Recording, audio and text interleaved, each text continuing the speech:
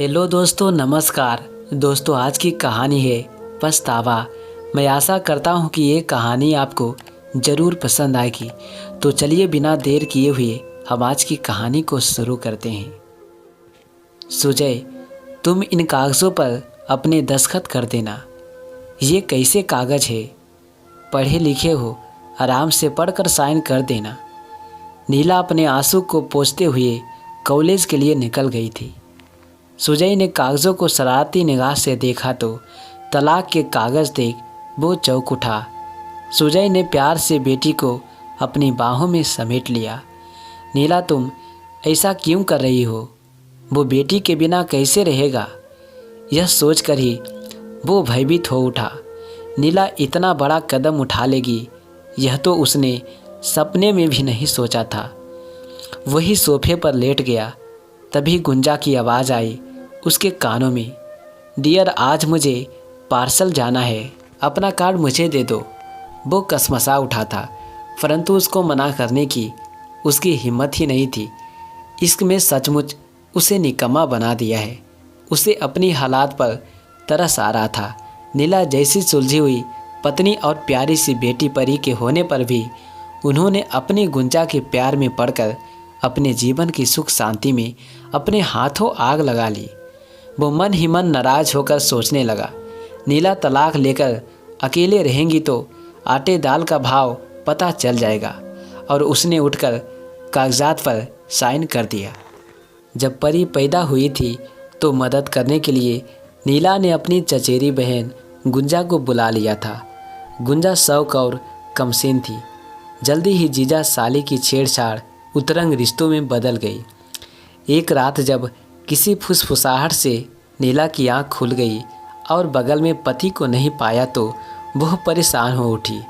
परंतु बात इतने आगे बढ़ चुकी है, यह तो वो सपने में भी नहीं सोच सकती थी। नीला के मन में शक तो हुआ था, परंतु जब सुजय गुंजा को आगरा पहुंचा आए तो वो निश्चित होकर अपनी दुनिया में रह गई थी। उन दोनों के बीच खिचड़ी पकती रही। सुजय जब जब आगरा जाया करते और एक दिन के लिए जाते और 4 से 6 दिन रहकर वहाँ से आते। वहाँ से लौट कर आने के बाद बात बात में ही उसके साथ गाली गलौज मारपीट करता था। वो समझ नहीं पा रही थी कि सुजय को क्या हो गया है। फिर एक दिन गुंजा उनके घर आ धमकी और उसके सामने ही बोली, सुजय, तुम्हें मेरे साथ शादी करनी होगी। वो घर के अंदर मालकिन की तरह रहने लगी। अब सुजय 2 पाटों के बीच में पिसने लगा। एक और नीला और प्यारी सी बेटी परी तो दूसरी ओर शौक कमसीन गुंजा, जो डंके की चोट पर कहती, उसे अपनी बदनामी का डर नहीं, यदि शादी नहीं करोगे तो अंतरंग क्षणों की फ़ोटो वायरल कर दूंगी। नीला कॉलेज में लेक्चर थी, वो छोड़कर चली गई। कुछ दिनों के बाद सुजय ने गुंजा के साथ कोर्ट मैरिज कर ली, परंतु नीला की यादें उसकी दिमाग पर छाई रहती और बेटी परी के बिना उसे अपनी ज़िंदगी अधूरी लगती।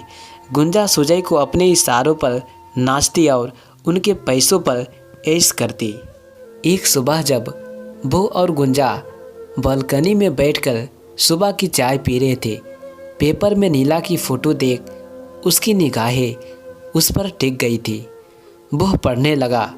उसकी पुस्तक को वर्ष की बेस्ट सेलर पुस्तक का पुरस्कार मिला था।